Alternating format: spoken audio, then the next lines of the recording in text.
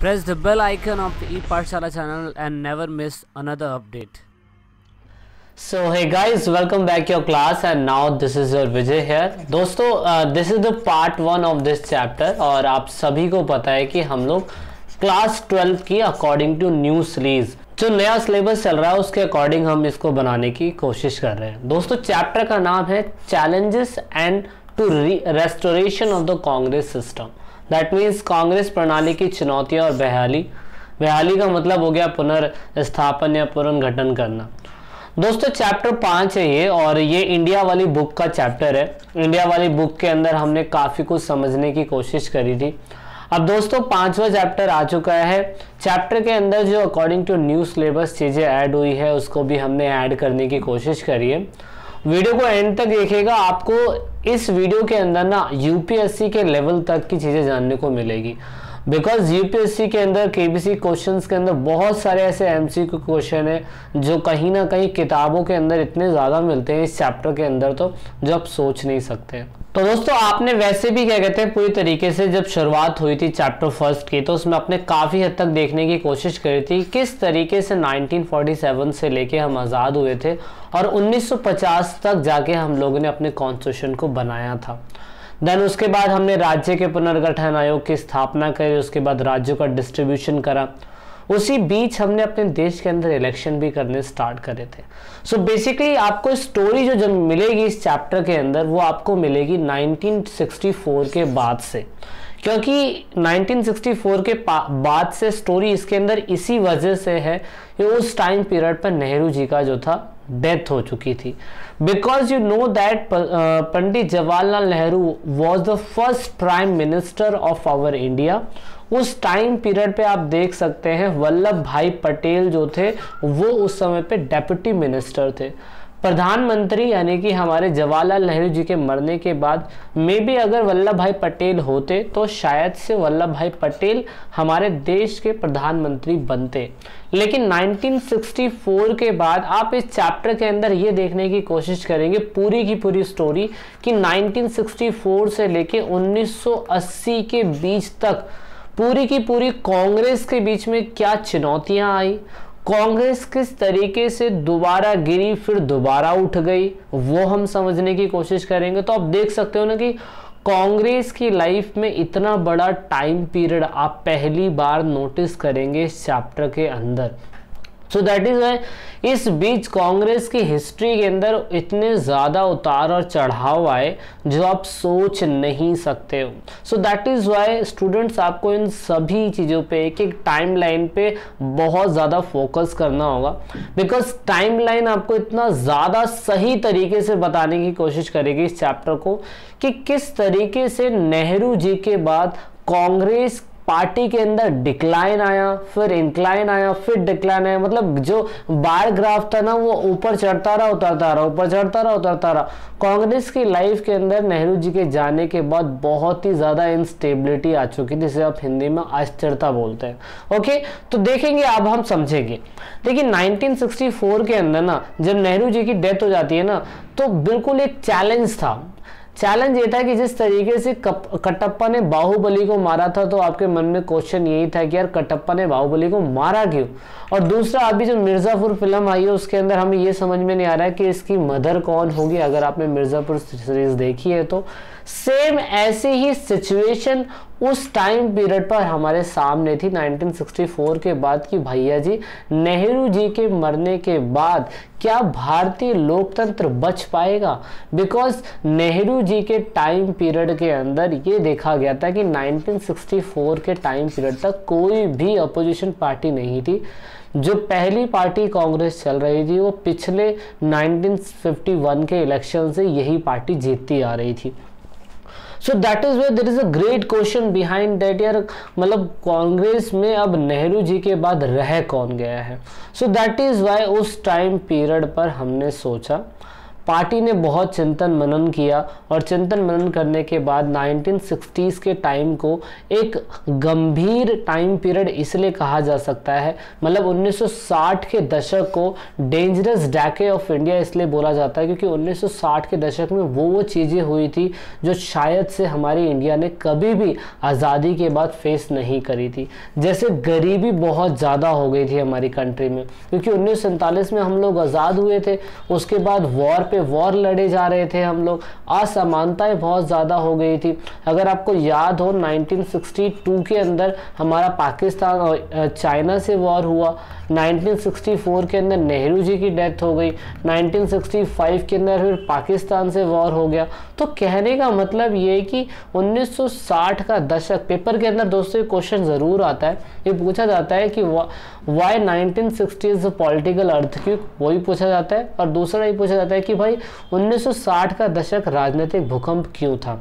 तो ये सब आप रीज़न दे सकते हैं कि असमानता बहुत ज़्यादा बढ़ गई थी, उसके बाद दरिद्रता जिसे आप गरीबी बोलते हैं बहुत ज़्यादा बढ़ गई थी, उसके बाद दंगे तो बहुत ज़्यादा हो रहे थे बंगाल में, पंजाब में। तो ये 1960 का दशक आज तक कभी फ्यूचर में अभी कभी इससे पहले आया ही नहीं था इंडिया के अंदर। तो इसीलिए हमने बहुत सोच समझ के नेहरू जी की डेथ के बाद अगर आप देखेंगे 9 जून 1964 में कर्मठ, रुझारू और बहुत ही ज़्यादा सर्वसम्मानित व्यक्ति जो थे लाल बहादुर शास्त्री को चुना गया। लाल बहादुर शास्त्री 1964 के अंदर अपॉइंट होते हैं दोस्तों। अब अगर आप देखेंगे तो उस टाइम पीरियड पर यहाँ पर सही तरीके से, ये थर्ड लिखा हुआ है दोस्तों, लेकिन सही तरीके से second prime minister of India properly तरीके से ये बन पाए। लाल बहादुर शास्त्री 64 में आते हैं और 64 से 66 के बीच तक ये लोग रहते हैं। अब आप देखेंगे कि एक्सटर्नल मंत्री भी थे उस टाइम पीरियड पे, होम अफेयर्स के मंत्री थे, मिनिस्ट्री ऑफ रेलवे के भी मंत्री थे। इतना ज़्यादा एक्सपीरियंस था इन्हें, और इनकी सादगी ने इनको क्या कहते हैं, आप देख सकते हैं कि ये एक अनुभव नेता हैं, बहुत अच्छे सिंप्लिसिटी के लिए बहुत ज़्यादा फेमस थे, और साथ में इनका जो पूरी तरीके से कमिटमेंट था ना किसी भी चीज़ को लेके, वो दोस्तों बहुत ज़्यादा तगड़ा था। ऐसा लोगों का मानना है कि एक बार रेलवे के अंदर कोई हादसा हो गया था तो उसकी वजह से इन्होंने अपनी रेलवे की पोस्ट ही छोड़ दी। तो इस तरीके से लोगों को समझ में आया कि नेहरू जी के बाद देश के लोकतंत्र को बचाने के लिए या देश को चलाने के लिए हमारे सामने सिर्फ और सिर्फ लाल बहादुर शास्त्री है। लाल बहादुर शास्त्री ने अपने टाइम पीरियड के अंदर बहुत कुछ करने की कोशिश करी। तो 1964 के बाद जब लाल बहादुर शास्त्री जी को अपॉइंट करा जाता है तो उसमें 2 चैलेंजेस उन्होंने बहुत बखूबी निभाने की कोशिश करी। अगर आप देखें 1962 के अंदर जब हमारा चीन से युद्ध हुआ था, तो चीन के युद्ध के बाद आप नोटिस करेंगे उस टाइम पीरियड पर लाल बहादुर शास्त्री जी ने अपनी सीमाओं की रक्षा करने के लिए बहुत ज़्यादा स्टेप लिए। 1962 में चाइना जो वॉर हमसे जीता था, तो उसके जीतने का कारण बस ये था कि हमारी जो सीमाएं थी वो सुरक्षित नहीं थी। इसकी वजह से आप देखेंगे उन्होंने उस टाइम पीरियड पर चाइना के वॉर के बाद जब नेहरू जी की 1964 के अंदर मृत्यु हो गई थी, और जब नेहरू जी के बाद इनको अपॉइंट करा गया, तो इनका पहला नारा था जो सबसे ज़्यादा फेमस हुआ था, जिस नारे को आप बोलते हैं जय जवान और जय किसान। दोस्तों नेहरू जी के बाद यहाँ पर सीमाओं की रक्षा करने के लिए और किसानों की रक्षा करने के लिए लाल बहादुर शास्त्री ने इस नारे को अंजाम दिया। नारे का मेन मकसद यही था कि जय जवान का मतलब ये होगा कि हम अपनी सीमाओं को सुरक्षित करेंगे, और उस टाइम पीरियड पर जिस तरीके से हम चाइना से युद्ध हार गए, अगर आगे कभी चाइना से युद्ध होगा तो हम कभी भी क्या कहते हैं उसको मुंह तोड़ जवाब देने के लिए तैयार रहेंगे। दूसरा, जय किसान का नारा इसलिए दिया गया क्योंकि 1960 के दशक के टाइम पीरियड पर मॉनसून लेट हो गया था, और उसकी वजह से किसानों की आमदनी, किसानों पे डिपेंड रहने वाले सभी लोगों की लाइफ अस्त व्यस्त हो चुकी थी। सो इसीलिए जय जवान जय किसान का नारा दिया गया। और दोस्तों इस टाइम पीरियड पर आपको पता होगा कि आपकी फैमिली के अंदर आपकी मदर, सिस्टर, ब्रदर या जो भी है, मतलब सोमवार का व्रत जो रखा जाता है ना दोस्तों, वो लाल बहादुर शास्त्री जी के कहने पे रखा गया था देश के अंदर, और वो ट्रेंड आज तक चलता आ रहा है। दोस्तों सोमवार का व्रत रखने का मेन मकसद यही था उस टाइम पीरियड पर कि भाई लोगों का ऐसा मानना था कि अगर हम सोमवार का एक दिन का व्रत रखेंगे तो हम देश के अंदर कितना ज़्यादा अनाज जो है वो इकट्ठा कर सकते हैं, और वो अनाज उन लोगों तक पहुंचेगा जिन लोगों को खाना खाने को नहीं मिल रहा। तो सोचिए ऐसी आइडियोलॉजी रखने वाले नेता हमारे देश में थे, और इसकी वजह से अगर आप देखेंगे यहाँ पर जो 1965 के अंदर हमारे से युद्ध होता है, किनका दोस्तों, हमारा युद्ध होता है यहाँ पर आप देखेंगे अगर तो पाकिस्तान से हमारा युद्ध हुआ, और 1965 के अंदर हमने उन्हें मुंहतोड़ जवाब दिया। इस तरीके से लाल बहादुर शास्त्री ने फेल्ड मॉनसून के टाइम पीरियड में भी कहीं ना कहीं सफलता हासिल करी। लेकिन दोस्तों ताशकंद समझौता हुआ था, अगर आप देखें समझौता हुआ था, अगर आप देखें ताशकंद समझौता दोस्तों 1966 में इसलिए हुआ था क्योंकि ताशकंद समझौता, मेरा आपसे क्वेश्चन ये है कि ताशकंद समझौता हुआ कहाँ था, ठीक है, ताशकंद समझौता कहाँ हुआ था और किन के बीच में हुआ था, आपको ये बताने की कोशिश करनी है। देखो आपको ये तो पता है कि इंडिया में लाल बहादुर शास्त्री थे, पर पाकिस्तान का कौन हेड था जिसकी वजह से ताशकंद समझौता करना पड़ा, और ताशकंद समझौता हुआ कहाँ था वो भी आप फाइंड आउट करिए, कमेंट करिए, मुझे बताइए। अब मैं आपको ये बताना चाहता हूँ कि ताशकंद समझौता जब हुआ तो उस टाइम पीरियड के बाद लाल बहादुर शास्त्री जी वहाँ से वापस आ रहे थे। 10 जनवरी 1966 के अंदर वो वापस आ रहे थे एरोप्लेन से, और 11 जनवरी 1966 के अंदर वो मर गए थे। तो दोस्तों ये जो रहस्यमयी मौत हुई थी, आज भी लाल बहादुर शास्त्री की मौत आज तक नहीं पता चल पाई कि किस वजह से हुई थी। दोस्तों ताशकंद समझौता लाल बहादुर शास्त्री जी के लिए एक टर्निंग पॉइंट साबित हुआ और शास्त्री जी वहां पे चले गए। तो इस तरीके से अगर आप देखें 1964 के अंदर इतने बड़े दिग्गज जो थे हमारे पंडित जवाहरलाल नेहरू जी, 1966 के अंदर इतने बड़े हमारे नेता भारत के जो प्रधानमंत्री बने थे लाल बहादुर शास्त्री जी, उनकी भी डेथ हो गई। तो दोस्तों अगर आप देखेंगे तो कहीं ना कहीं कांग्रेस का जो कार्यकाल था ना वो पूरा नहीं हो पाया। तो 1966 के बाद 1967 के अंदर इलेक्शन तो होना था, लेकिन शास्त्री जी के मरने के बाद उनके गैप को फिल करने के लिए किसी ना किसी व्यक्ति को वहां पर अपॉइंट करना जरूरी था, प्रधानमंत्री की पोस्ट पे लाना जरूरी था। So that is why there is a conflict between two main leaders in the Congress party. अब यहाँ पे विवाद पैदा होने लग गए, किन के बीच में, इंदिरा गांधी के बीच में विवाद पैदा होने लग गए और मोरारजी देसाई के बीच में विवाद पैदा होने लग गए। क्यों दोस्तों, मोरारजी देसाई जो थे ना वो नेहरू जी की कैबिनेट के बहुत अच्छे मिनिस्टर थे, ऐसा कहा जाता है कि ब्रॉडकास्ट मिनिस्टर थे, प्रसारण विभाग के बहुत बड़े मंत्री थे, और साथ में कहीं ना कहीं फाइनेंस की भी इन्होंने गद्दी संभाल रखी थी नेहरू जी के टाइम पीरियड पर। अब नेहरू जी के मरने के बाद तो यहाँ पे शास्त्री जी को अपॉइंट कर दिया गया। अब शास्त्री जी की भी डेथ हो गई दोस्तों, लेकिन शास्त्री जी के बाद मोरारजी देसाई को ऐसा लगता था कि उनके मरने के बाद मुझे अपॉइंट करा जाएगा, मुझे क्या कहते हैं वहाँ पे सीट पे गद्दी पे बैठाने के लिए मौका मिलेगा। लेकिन इस टाइम पीरियड ना कहीं पार्टी टूटने की बात हो रही थी, पार्टी के अंदर कहीं ना कहीं कोतवाहल बहुत ज़्यादा पैदा हो रहा था, सरकारें करे क्या। तो इस टाइम पीरियड पर प्रधानमंत्री के पद पे बने रहने के लिए प्रतिस्पर्धा, जैसे आप कंपटीशन बोलते हैं, वो तैयार हो गया।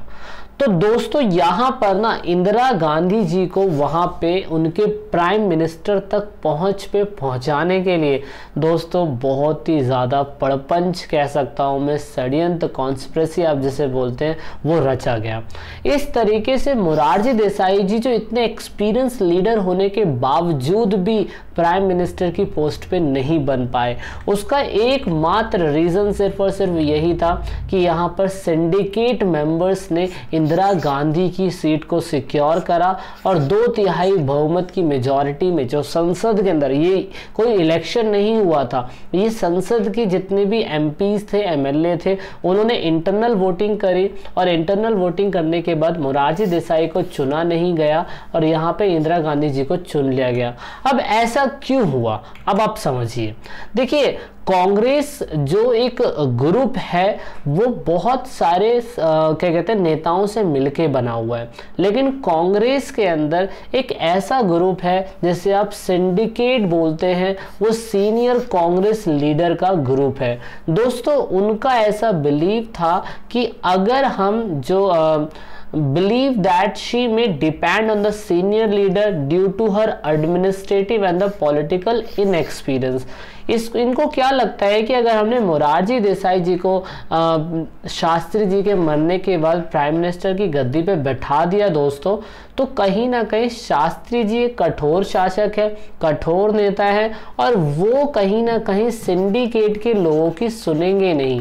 सिंडिकेट, मैं एक चीज बता देता हूँ, सिंडिकेट को आप बोल सकते हैं गैर हिंदी भाषी, ऐसे लोग जो हिंदी भाषा बोलना नहीं जानते हो। दोस्तों, ये ज़्यादातर तमिलनाडु, मद्रास प्रेसिडेंसी के आसपास के इलाके थे, इनको हिंदी नहीं आती थी, बट कांग्रेस के अंदर सीनियर लीडर के ग्रुप के सबसे बड़े हेड में से ये लोग थे। अब ये लोग सोचते हैं कि मोरारजी देसाई को अगर हमने वोटिंग दे दी और सभी एमपी एमएलए ने उनको वोट कर दिया तो कहीं ना कहीं मोरारजी देसाई जी हमारी बात नहीं मानेंगे। इसीलिए इन्होंने क्या करा, सिंडिकेट मेंबर्स ने अपने ग्रुप में अपने सभी एमपीज को ये दरख्वास्त करी कि आप इंदिरा गांधी जी को वोट करिए, क्योंकि इंदिरा गांधी जी इनएक्सपीरियंस्ड हैं, पॉलिटिकल इनएक्सपीरियंस है, अभी खेल में बच्ची हैं और 1966 में जब वो चुन के आएंगी प्राइम मिनिस्टर की पोस्ट पे तो कहीं ना कहीं वो पूरी तरीके से सिंडिकेट मेंबर्स के ऊपर डिपेंड रहेंगी। सो आप कहीं ना कहीं ये देखने की कोशिश करेंगे, this is the politics, this is the real politics. Syndicate member बूढ़ा व्यक्ति होने के बावजूद भी, एक्सपीरियंस प्लेयर होने के बावजूद प्रधानमंत्री नहीं बन रहा, लेकिन वो कहीं ना कहीं नेहरू जी की बेटी को बनाने की कोशिश कर रहे हैं, जिसे आप इंदिरा गांधी जी के नाम से जानते हैं। यहाँ पर वो इसलिए अपॉइंट करना चाहते हैं ताकि इंदिरा गांधी को अपनी कठपुतली बनाया जा सके। इस तरीके से मोरारजी देसाई जी को हटा दिया जाता है और वहाँ पर प्राइम मिनिस्टर की पोस्ट पे इंदिरा गांधी जी को ले आते हैं। अगर आप देखेंगे, क्योंकि एक तो नेहरू की फैमिली के वफादार भी थे ये, और यहाँ पे इंदिरा गांधी जी आ जाती हैं और मोरारजी देसाई जी को कहीं ना कहीं वो नज़रअंदाज नहीं करती है। मोरारजी देसाई को यही कहती है कि वो उनके सलाहकार बने रहेंगे और साथ में वित्तीय डिपार्टमेंट संभालने की वो कोशिश करेंगे। अब दोस्तों 1966 के अंदर तो उन्हें चुन लिया जाता है, लेकिन 1967 के अंदर होता है अब इलेक्शन। दोस्तों 1967 के अंदर इलेक्शन होता है, कांग्रेस को 283 सीटें मिलती है, स्वतंत्र पार्टी को 14, जनसंघ पार्टी को 35 सीटें मिलती है। अब हम वीडियो के अगले पार्ट में से पढ़ने की कोशिश करेंगे कि किस तरीके से राजनीतिक भूकंप के अंदर 1967 के अंदर इंदिरा गांधी की इतनी ज़्यादा हार हुई थी और इतिहास के अंदर ऐसा कभी नहीं हुआ। मिलते हैं वीडियो के दूसरे पार्ट में जल्द ही। तो लास्ट में दोस्तों, अगर आप वीडियो को देख रहे हैं और ई पाठशाला चैनल के आप सब्सक्राइबर हैं या नए सब्सक्राइबर हैं, तो ई पाठशाला की टीम से आप सभी को यही रिक्वेस्ट है कि आप इन सभी वीडियो को अपने दोस्तों के साथ शेयर ज़रूर करें और कोशिश करें कि आप दूसरों को शेयर करवाने के लिए बोलें, क्योंकि आप जितना वीडियो को शेयर करेंगे उतना ही हम और लोगों की मदद कर पाएंगे, क्योंकि पढ़ेगा इंडिया जब भी बढ़ेगा इंडिया। तो वीडियो के लास्ट में वीडियो को एंड तक देखने के लिए, चैनल को सपोर्ट करने के लिए बहुत बहुत धन्यवाद। जय हिंद, जय भारत।